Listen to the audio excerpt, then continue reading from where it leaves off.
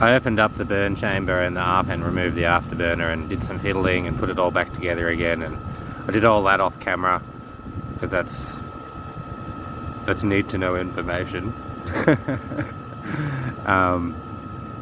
I have intentions on retailing the product if I can manage to get it all together properly, so yeah.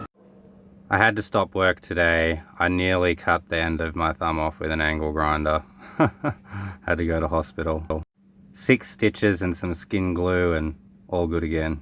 It's a bit smoky at the moment because I've done quite a few false starts, and when I pulled it apart there was a lot of oil in the afterburner chamber and it's hard to pour it out of there.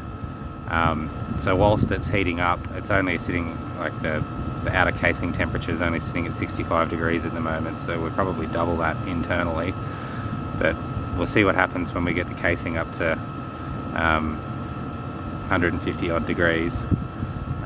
Hopefully at that point, you know, we'll have a really high internal burn chamber and we won't be seeing so much of that white smoke. We are using vegetable oil mix. It's over there in the little jar. I do have a little bit of petrol in it because I've ran out of ethanol.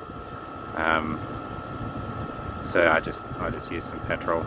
It's that colour just because the jar was dirty, had residue from sump oil, and the oil filter I used, I'd filtered sump oil and I didn't I didn't change the filter over, and yeah, so it's a little bit discoloured from the sump oil, but I don't think that's got anything to do with this smoke.